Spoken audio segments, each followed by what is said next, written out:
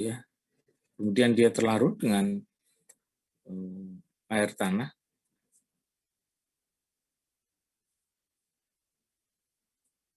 Kemarin kita sudah kategorikan bahwa untuk pengisian polutannya ada dua. Ada yang in situ sama ex situ. Nah, untuk yang ini kan in situ nih. Ya, kemarin ada teknik isolasi hidrodinamis. Lalu ini salah satu yang in situ. Ini in situ. Lalu kemudian selanjutnya setelah metode lain, teknik lain selain isolasi hidrodinamis adalah ada soil venting dan air sparking. Teknik soil venting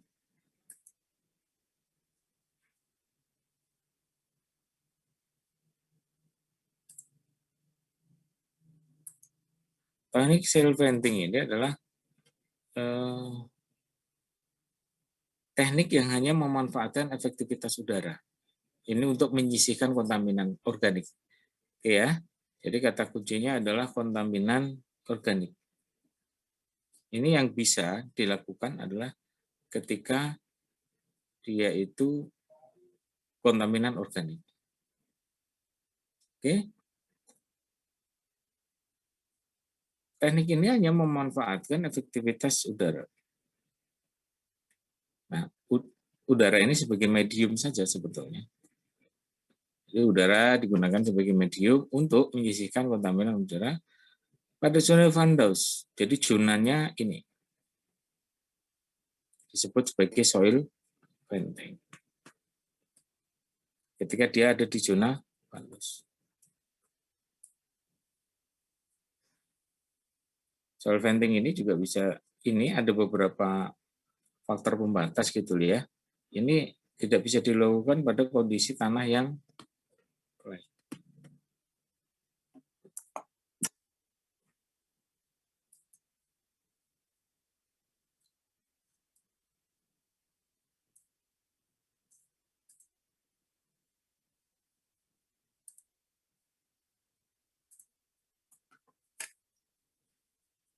Ya, jadi dia tidak bisa dilakukan pada kondisi clay. Kira-kira ilustrasinya seperti ini.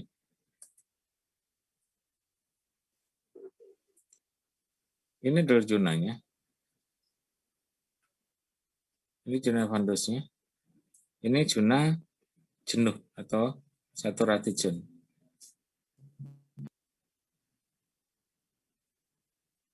Itu ya. Ini zona Van Doos.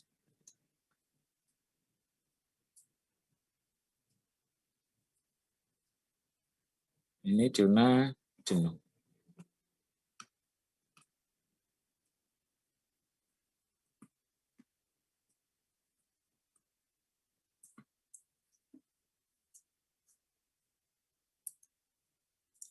Teknik soil venting itu dilakukan pada zona Van Doos.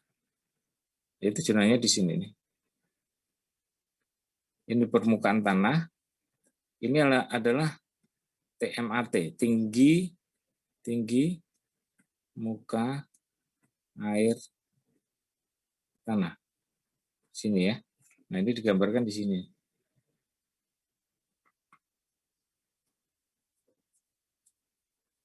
Ini TMAT-nya. Posisi Van Doos di sini. Artinya dia tidak pada zona lapisan di mana dia tidak berada pada zona jenuh. Perbedaannya dengan ini, dengan zona jenuh adalah ketika kalau zona jenuh ini selalu pada kondisi ada air gitu ya. Di permukaan tanah ini selalu ada air. Tapi kalau di zona jenuh tidak. Jadi kadang-kadang kalau dia musim penghujan dia ada air, tapi kalau musim kemarau tidak, diisi udara di sini di zona Van Doos ini. Gitu ya. Nah, jika terjadi kontaminan terlanjur gitu ya, kontaminan itu ternyata anggaplah apa gitu ya, yang kemarin kita bahas sumber-sumber polutan itu, dia ternyata berada pada zona Van Doos gitu, dan dia organik volatil, maka dilakukan seperti ini kira-kira. menggunakan teknik soil venting.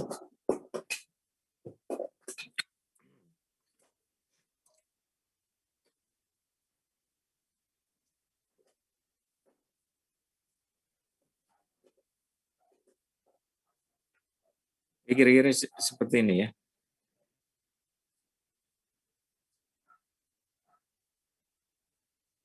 Jika ada kontaminan di sini, ini adalah contaminated soil yang warna ini.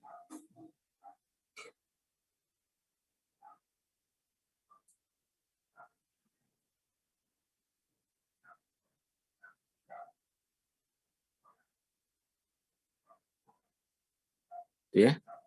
Terus ini ditarik. Jadi ini ada vakum, pompa vakum ya. Pompa vakum. Lalu kemudian dipasang well di contaminated soil-nya itu.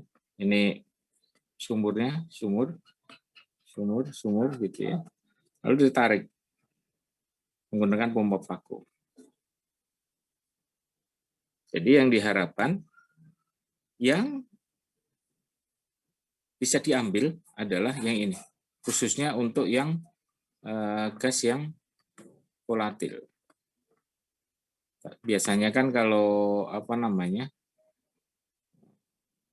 bahan organik, hidrokarbon anggaplah gitu ya. Hidrokarbon ini kan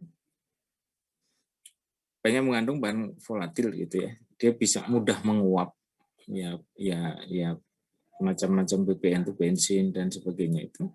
Maka soil venting ini adalah untuk mengambil kontaminan yang sifatnya volatil ya, dengan cara dia memasang pompa vakum, dipasang pada pompa vakum, lalu kemudian setelah naik ke atas bisa diambil di atas permukaan, maka nanti sama treatmentnya. Jadi ada vapor treatment unit. Ya, ini yang digunakan untuk mengolah tadi itu gas volatil yang diambil dari tanah terkontaminasi pada zona fandos. Itu kira-kira ya. Nah, zona fandos tadi kan zona itu pasti kira-kira seperti ini gitu ya. Dia ada solid, lalu dia ada rongga-rongga. Yang ini biasanya diisi air atau udara gitu ya. Kalau musim kemarau dia akan diisi oleh udara, tapi kalau musim penghujan dia ada airnya gitu ya. Nah, kita memanfaatkan rongga-rongga inilah untuk bisa menyisihkan kontaminan yang sifatnya volatil, organik, lalu kita treatment di atas permukaan tanah.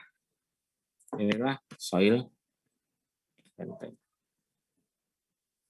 Lalu teknik selanjutnya ketika kontaminan ada di permukaan, masih ada di dalam tanah ya, bagaimana ketika dia ternyata posisinya ada di zona saturated gitu ya, zona jenuh.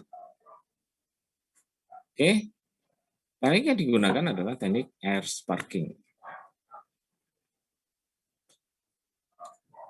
Sama prinsipnya, memanfaatkan efektivitas udara. Udara ini hanya sebagai medium, sama seperti ini tadi ya. Ini soil venting ini udara ini hanya sebagai medium gitu ya.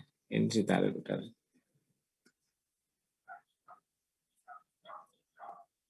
Untuk menyisihkan kontaminan organik yang volatil, seperti teknik soil venting, tapi pada zona di bawah air tanah. Tapi posisinya ada, ya ini seperti soil venting, hanya saja posisinya itu ada di zona jenuh. Kekurangannya adalah udara akan mengalir pada hambatan kecil area sekitar casing well. Ya ini kira-kira seperti ini ya. Air sparking, ini zona jenuhnya ya. Nah, posisi kontaminan itu ada di sini.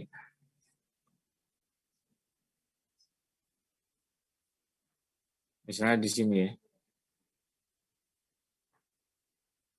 Lalu gimana caranya? Ini ada suplai air, suplai udara di sini ya, udara ya. Udara disuplai ke dalam zona jenuh. Ini zona jenuh.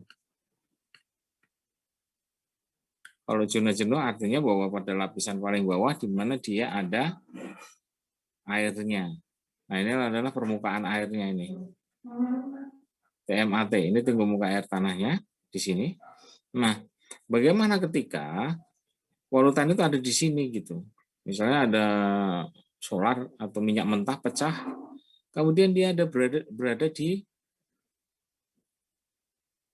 sini, di zona jenuh gitu. Gimana nih gitu kan?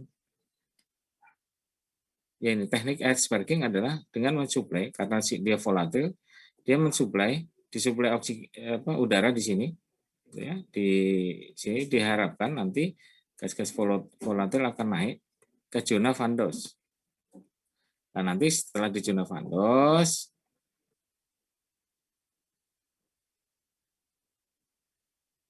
nanti barulah divakum, kemudian diolah di sini, di SVE, Soil Vapor Extraction.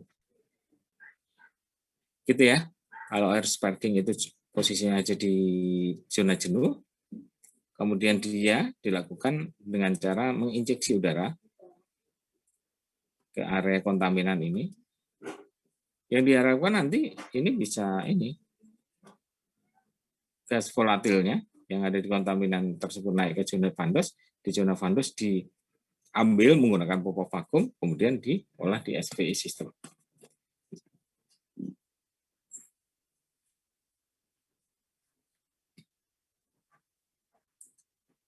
Ilustrasinya kira-kira seperti ini ya. Ini kita injeksi ke dalam tanahnya menggunakan kompresor.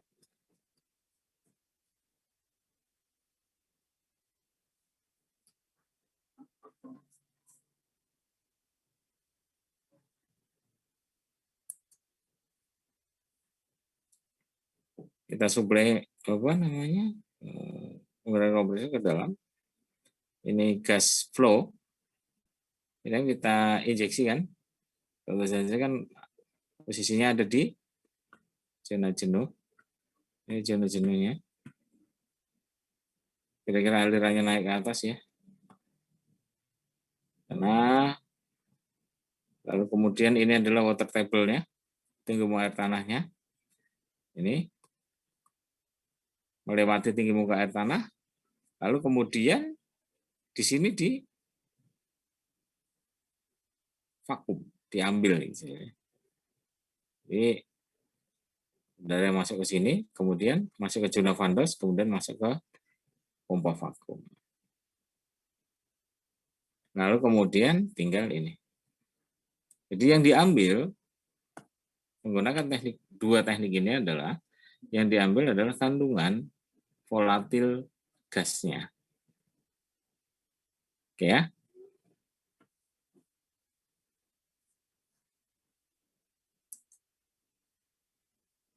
Ya kira-kira seperti ini. Namanya injeksi, ini hampir sama. Ini hampir sama. Prinsipnya pokoknya kondisi kontaminan itu adalah organik volatil. Kemudian dia berada di saturated zone. Ya, menggunakan dua, yang satu udaranya untuk nyuplai, yang satu pompa vakum. Jadi yang satu itu blower, ya, kompresor, yang satu blower. Gitu ya. Kompresor itu untuk suplai, blowernya untuk narik. Prinsipnya bersama ya.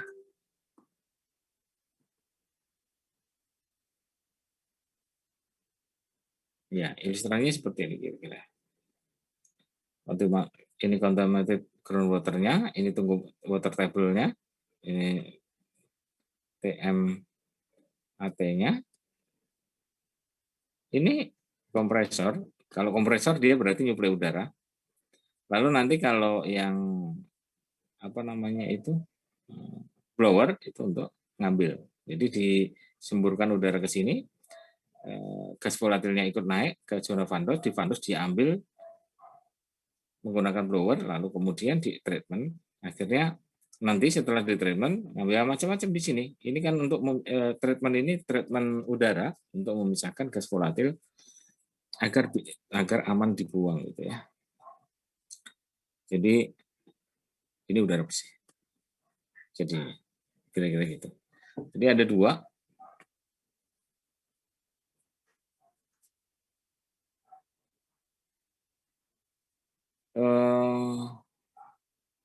Sampai di sini soil venting, air scrubbing, ada yang mau bertanya?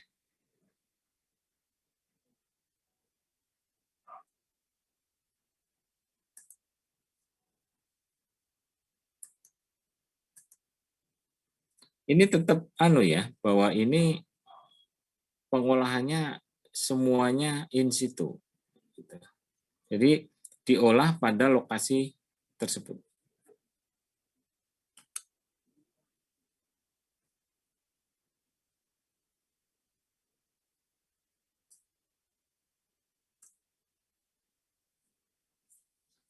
Silakan yang mau bertanya.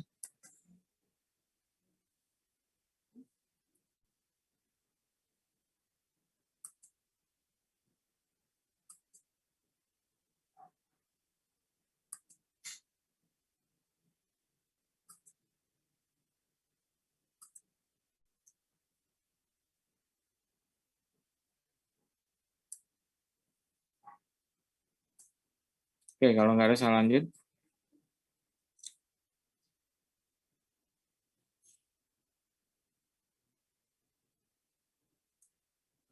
Saya lanjut ke ini tadi ya, di atas adalah teknik penyisian secara fisika. Lalu bagaimana dengan teknik penyisian kontaminan secara menggunakan proses biologi ya, yang biasa disebut sebagai bioremediasi.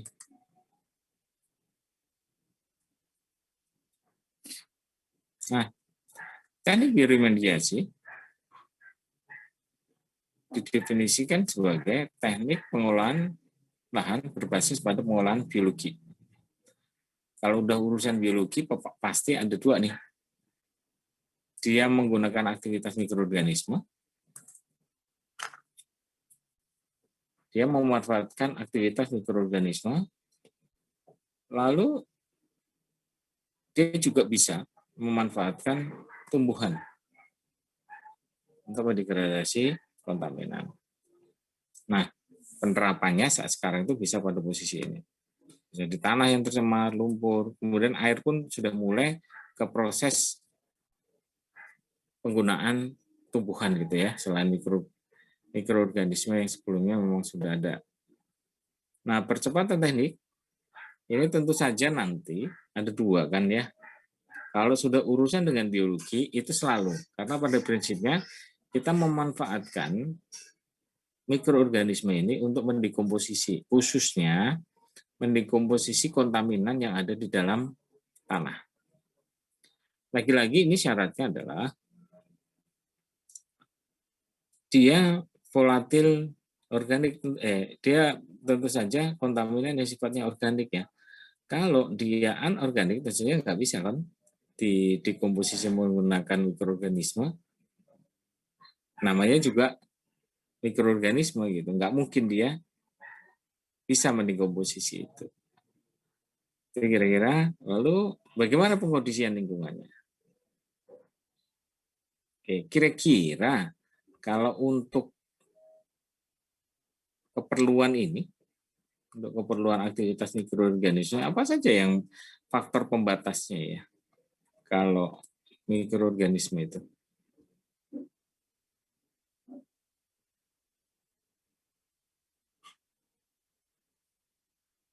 Apakah ini kan selain nutrien, mikroorganisme kan perlu pengkondisian lingkungan apa saja, masih ingat enggak? Ketika Anda nanti akan melakukan bioremediasi. Apakah mikroorganisme itu hidup pada rentang suhu tertentu?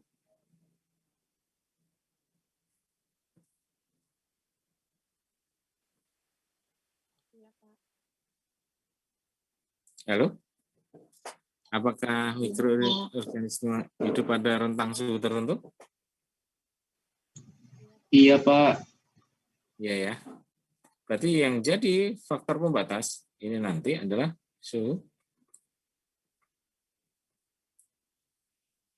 Suhu itu ada berapa ya?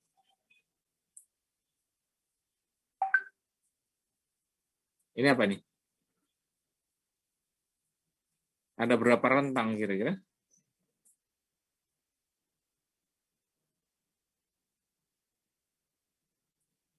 Apa? Yang pertama, psikofilik. Ya. Lalu selanjutnya apa?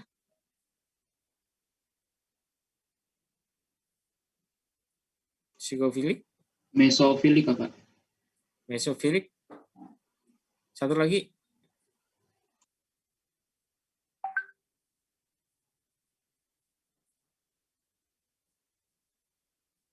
Satu lagi.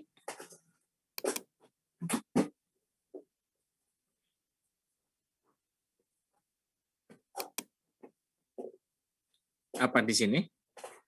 Termofilik. Gitu ya.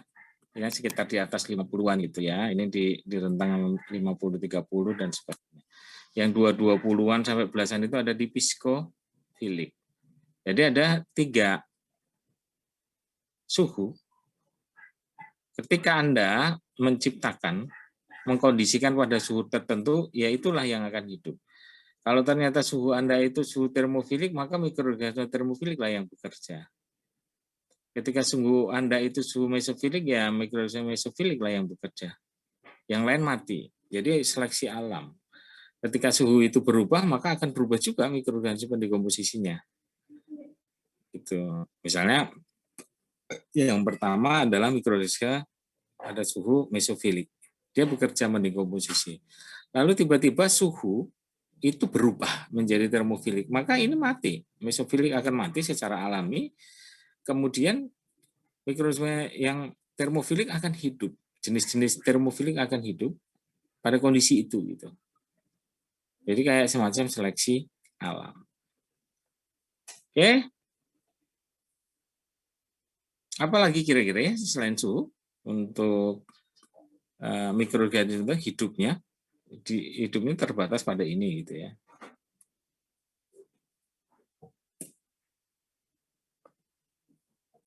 Apalagi?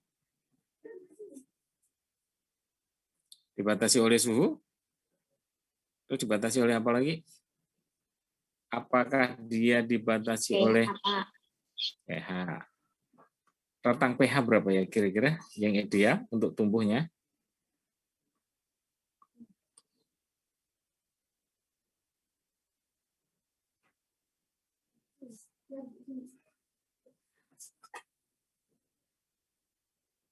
Ini untuk tumbuh mikroorganisme 4 sampai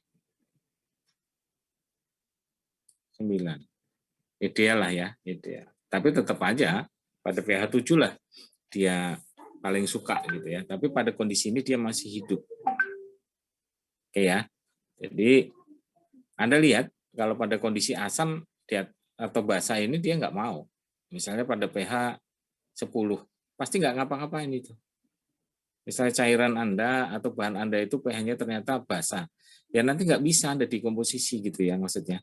Nanti ketika Anda akan membuat bioremediasi pada sludge misalnya, sludge apalah gitu ya, terserah apakah sludge dari tangki storage atau sludge dari pengeboran minyak gitu ya.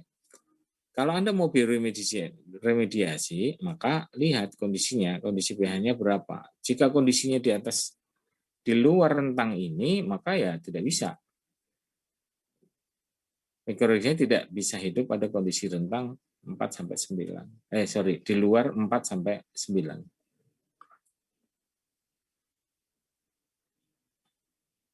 Ya.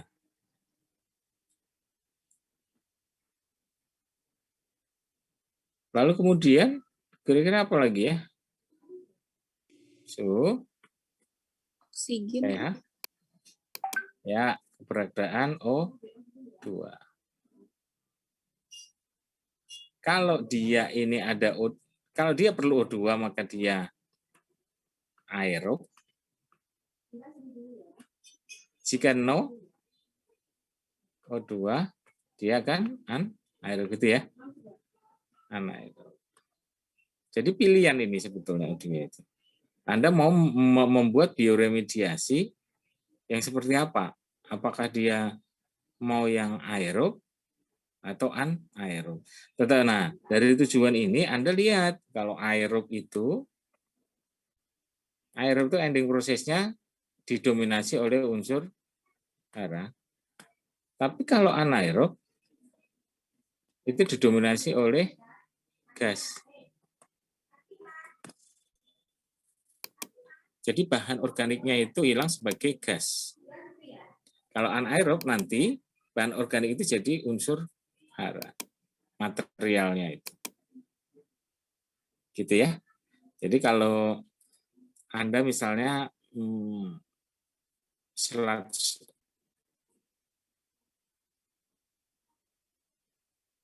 sludge dari limbah gitu ya. Kemudian Anda mau bioremediasi ya, Anda mau pilih yang mana gitu.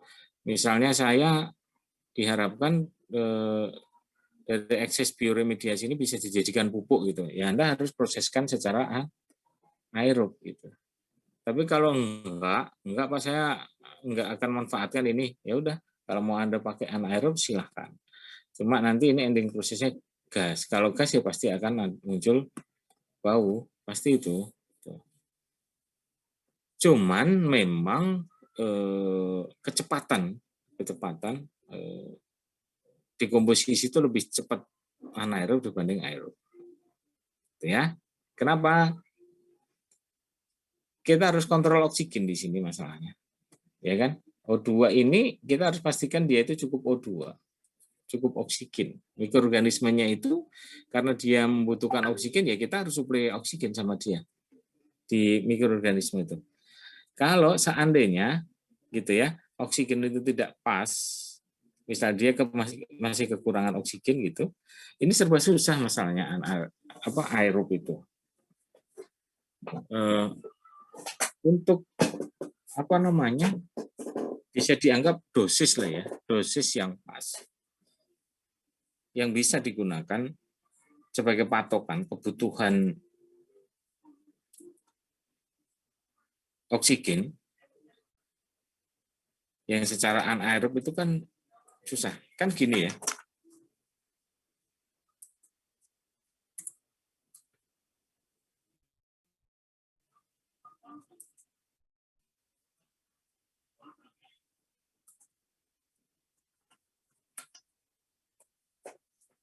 Kan ada anaerob sama aerob. Oke. Kita bahas dulu yang aerob. Ini pembedanya kan cuman apakah dia pakai oksigen atau tidak. Gitu ya. Bahwa mikroorganisme dia perlu oksigen gitu. Dia perlu oksigen mikroorganisme ini.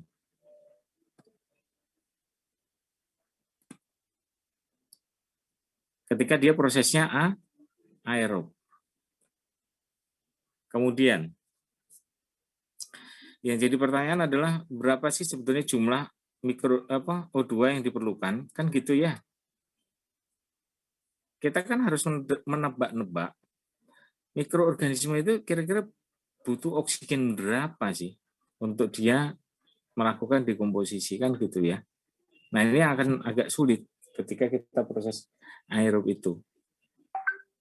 Nah, berarti kan kita harus mengetahui berapa populasi dia tuh. Nah, populasi ini menurun seiring dengan penurunan jumlah bahan organik.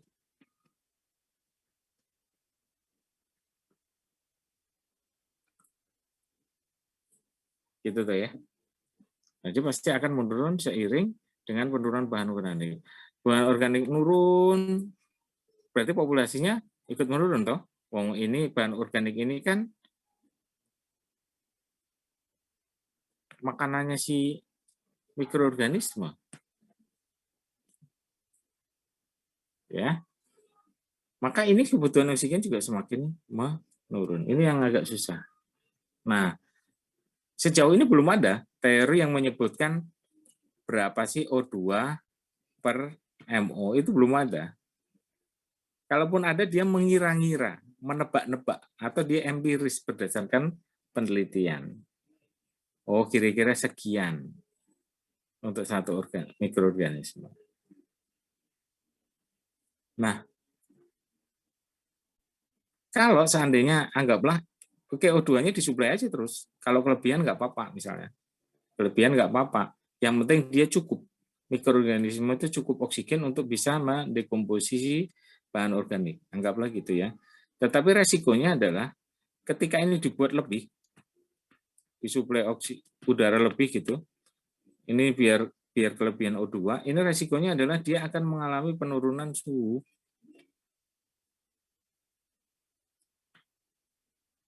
Suhunya akan turun. Suhu di mana? Suhu di pile Anda, di tumpukan Anda. Di tumpukan ini, ditumpukan Anda pasti ditumpuk tuh ya. Kalau akan melakukan bioremediasi itu kan bahan organiknya itu kan ditumpuk gitu. Nah, pada pile ditumpukan bahan ini, nanti dia akan suhunya akan turun. Padahal proses dekomposisi itu kan diawali dari tadi tuh psikofilik, mesofilik, termofilik. Termofilik ini adalah di mana terjadi fase yang paling cepat.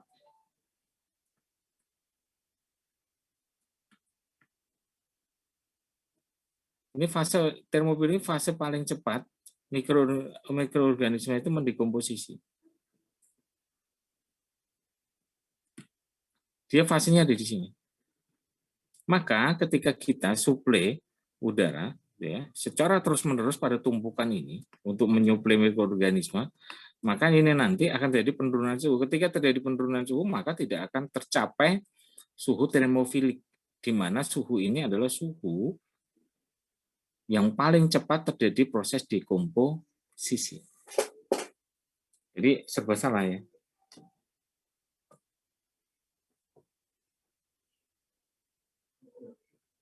Jadi kadang dia bisa ya gitu. Inilah makanya kemudahan untuk proses itu sebenarnya mudah ketika kita menggunakan sistem anaerob. Anaerob hanya kita pastikan bahwa itu tidak ada udara di dalamnya. Udah. Paling nanti pun kalau ada udara gitu ya, karena perkolasi atau apalah gitu ya, itu misalnya ada di tumpukan pile, itu nanti lama-lama juga habis. Pasti fasenya itu akan sedikit bergeser gitu ya.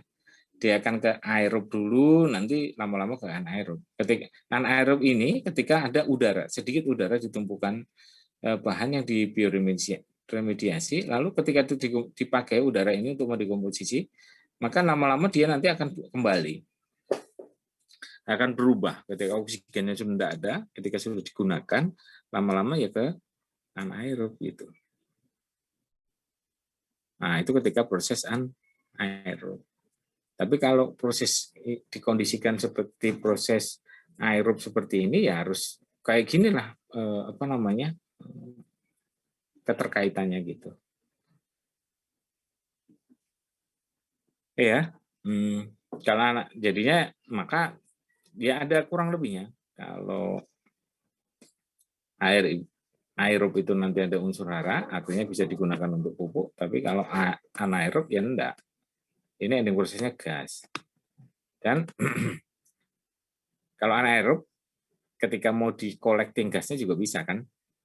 Yang biasa disebut sebagai biogas. Ini CO2, ini gas metan ya, CH4 ya. Ya gitu. Anda mau yang mana? Anda mau yang yang ending prosesnya unsur hara, atau Anda mau ending prosesnya adalah biogas. Kalau biogas ya Anda harus anaerob. Nah itu. Maka proses bioremediasi ini adalah proses menggunakan mikroorganisme untuk bisa mengolah atau mendengkomposisi bahan organik. Dan ini sebetulnya tujuannya itu untuk menyisihkan polutan. Jadi ketika terjadi proses dekomposisi, maka polutan yang ada di dalam tanah itu bisa disisihkan atau dihilangkan.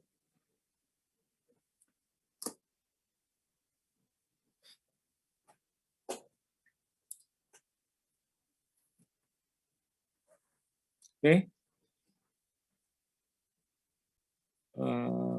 Ada yang mau bertanya untuk ini?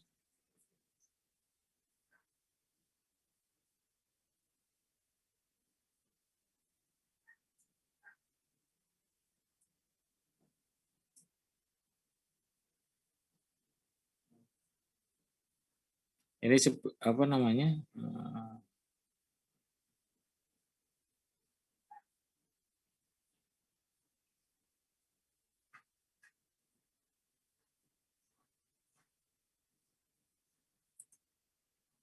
Ini saya ada video tentang SPA.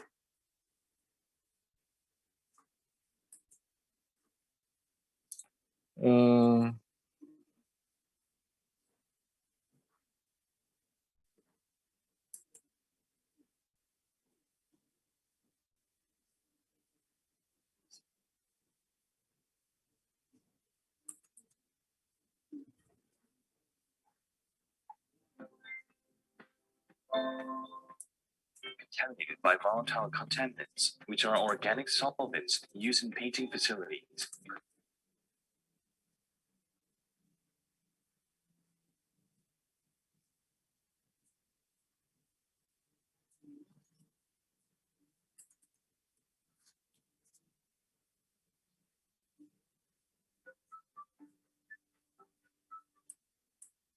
The surface, well below any underground source of drinking water, which is typically no more than 300 to 1,000. Kented in place, provide a multi-pass. Steps are the same as for any conventional well. A hole is drilled straight down using fresh water-based fluids, which cools the drill bit, carries the rock cut. Well,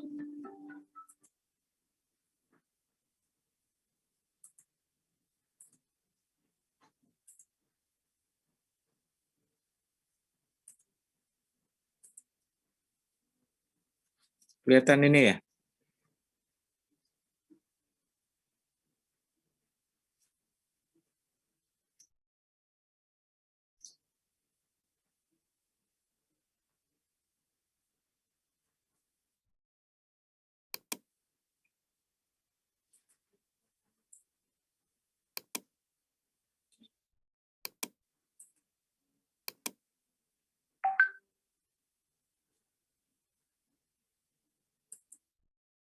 Nah,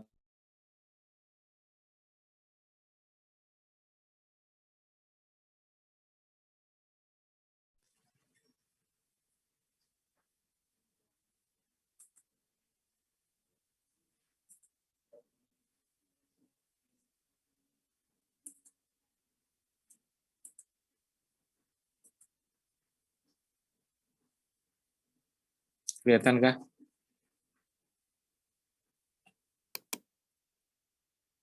Ini gambaran terjadinya proses sebagian karena proses ini ya,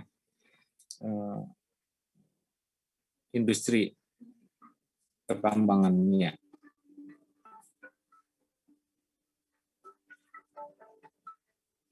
Geologists have known for years that substantial deposits of oil and natural gas are trapped in deep shale formations. These shale reservoirs were created tens of millions of years ago. Around the world today, with modern horizontal drilling techniques and hydraulic fracturing, the trapped oil and natural gas in these shale reservoirs is being safely and efficiently produced, gathered, and distributed to customers. Let's look at the drilling and completion process of a typical oil and natural gas well. Shale reservoirs are usually 1 mile or more below the surface, well below any underground source of drinking water, which is typically no more than 300 to 1,000 feet below the surface. Additionally, steel pipes, called casing, cemented in place, provide a multi-layered barrier. Ini yang disebut casing well kemarin ya. Jadi kalau pakai ya air sparking tadi, itu kan kita suplai udara melalui pipa seperti ini.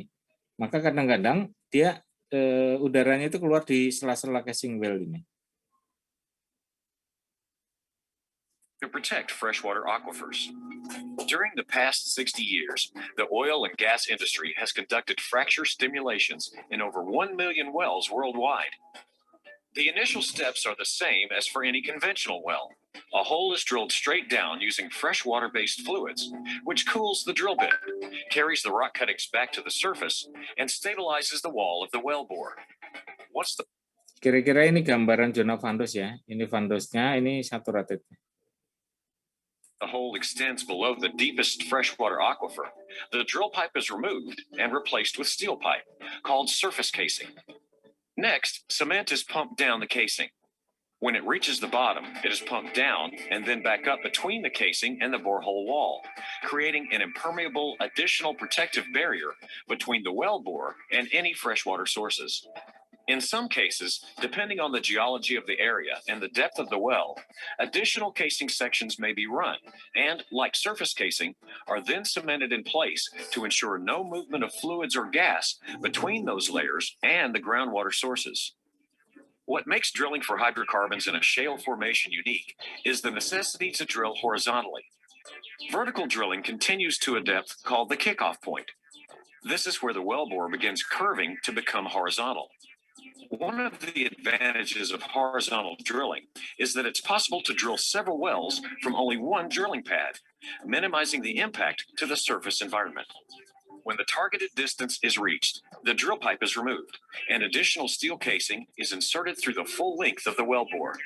Once again, the casing is cemented in place.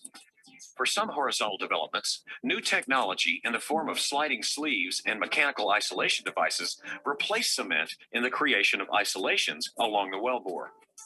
Once the drilling is finished and the final casing has been installed, the drilling rig is removed and preparations are made for the next steps, well completion. The first step in completing a well is the creation of a connection between the final casing and the reservoir rock. This consists of lowering a specialized tool called a perforating gun, which is equipped with shaped explosive charges, down to the rock layer containing oil or natural gas. This perforating gun is then fired, which creates holes through the casing, cement, and into the target rock. These perforating holes connect the reservoir and the wellbore. Since these perforations are only a few inches long and are performed more than a mile underground, the entire process is imperceptible on the surface. The perforation gun is then removed in preparation for the next step, hydraulic fracturing. The process consists of pumping a mixture of mostly water and sand, plus a few chemicals, under controlled conditions into deep underground reservoir formations. The chemicals are generally for lubrication, to keep bacteria from forming, and help carry the sand. These chemicals typically range in concentrations from 0.1 to 0.5% by volume, and help to improve the performance of the stimulation. This stimulation fluid is sent to trucks that pump the fluid into the wellbore and out through the perforations that were noted earlier. This process creates fractures in the oil and gas reservoir rock. The sand and the frac fluid remains in these fractures in the rock and keeps them open when the pump pressure is relieved. This allows the previously trapped oil or natural gas to flow to the wellbore more easily. This initial stimulation segment is then isolated with a specially designed plug, and the perforating guns are used to perforate the next stage. This stage is then hydraulically fractured in the same manner. This process is repeated along the entire horizontal section of the well, which can extend several miles. Once the stimulation is complete, the isolation plugs are drilled out and production begins. Initially, water and then natural gas or oil flows into the horizontal casing and up the wellbore. In the course of initial production of the well, approximately 15 to 50% of the fracturing fluid is recovered. This fluid is either recycled to be used on other fracturing operations or safely disposed of according to government regulations. The whole process of developing a well typically takes from 3 to 5 months, a few weeks to prepare the site, 4 to 6 weeks to drill the well.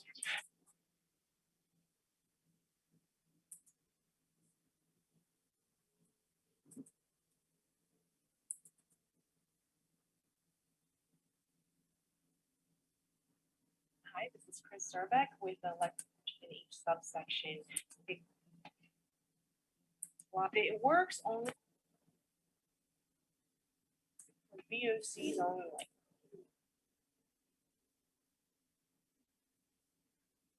And soil remediation to replace our 11, 12, and 13. And here are the home vapor extraction. So this bullet in detail. SVE is an acronym.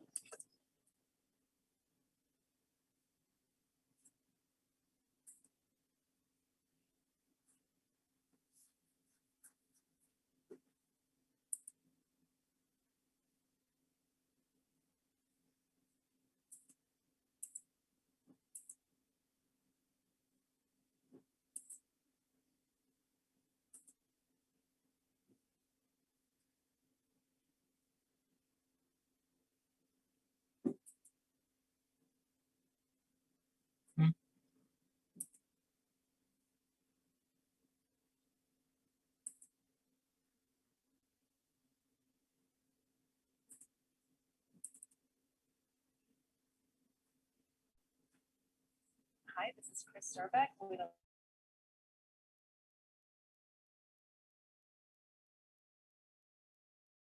in 2013. Note here on the bottom of the slide that I have your reading for the RAT number 3 on Monday, March 25th.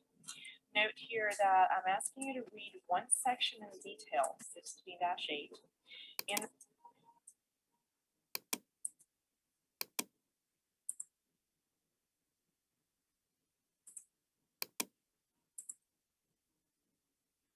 And I also want you to read chapters 10, 11, 12, and 13, but focus only on the introductory material in each subsection. So just give it a very big picture, big concept view. You also have. Kenapa sih ini?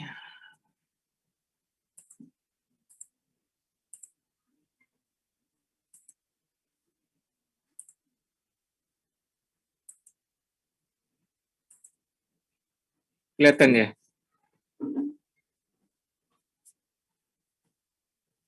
Kelihatan ya? Ini adalah soil venting ya.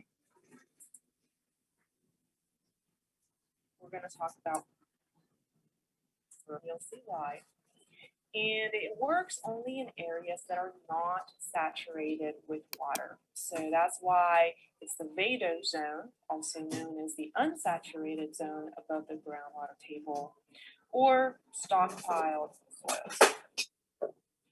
Let's look at the second bullet. SVE consists of passing an airstream through the soil, thereby transferring contaminants from the soil matrix to the airstream.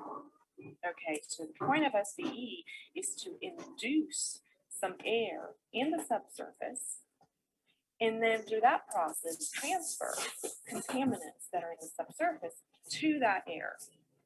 And that's why we need VOCs. Let's look at a schematic here of what I mean by the vadose zone. This is the unsaturated zone above the water table.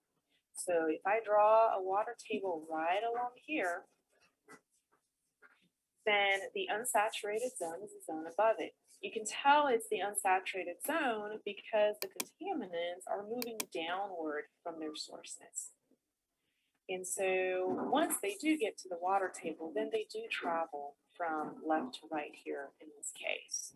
But as long as the contaminants are still above the water table, they're just going to be traveling downwards. So we're talking about soil remediation, the remediation of this area that's above the groundwater table in the unsaturated zone. Let's remember here the physical states of a contaminant. A contaminant can be attached to a solid that's, in this case, it's what's shown in yellow here, representing a soil grain. A contaminant can be volatilized in air, that's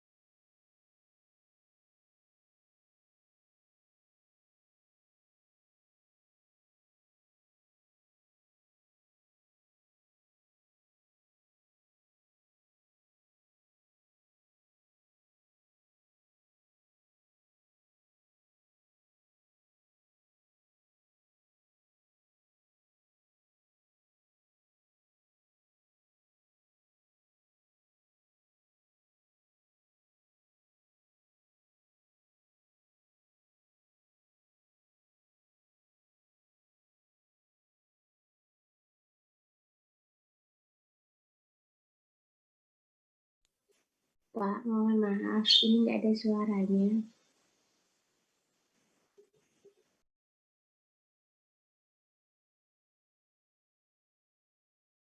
traded Oh ya, nggak ada suaranya ya? air. So it's got to be Tadi treated kalau Bapak mute, nggak ada suaranya. by this carbon Sekarang absorption. ada. Oh, We're oke, gonna oke, talk oke, about that oke. more later in the semester. But it's Ya, important to say Ini tadi sudah saya jelaskan saya kira ya. Ini kan apa namanya? Soil venting tadi ya. Soil venting prinsipnya seperti ini gitu ya, bahwa ini pompa vakum gitu. Dan yang bedanya dengan air sparkingnya tadi ada injeksi, kalau yang ini nggak ada. Kira-kira seperti itulah. Ini sama seperti yang saya jelasin tadi bahwa prinsipnya adalah yang di-remove apa sih? Volatile Organic Compound, VOC. Nah, VOC ini biasanya sih pada bahan-bahan hidrokarbon yang ada, yang banyak terjadi, yang apa namanya, pada limbah-limbah hidrokarbon gitu ya, yang ada di dalam tanah. Oke. Baik, dari yang disampaikan tadi, ada yang mau bertanya? Ada air sparking, ada bioventing, ada kita baru mau masuk ke bioremediasi. Ada yang mau bertanya?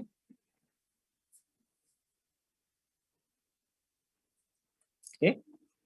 Kalau nggak ada, saya akhiri ya. Nanti kita lanjut minggu depan, insya Allah. Assalamualaikum warahmatullahi wabarakatuh. Selamat pagi dan selamat menjalankan ibadah puasa. Waalaikumsalam warahmatullahi wabarakatuh. Terima kasih banyak. Baik. Terima kasih, Pak. Yuk, makasih yuk.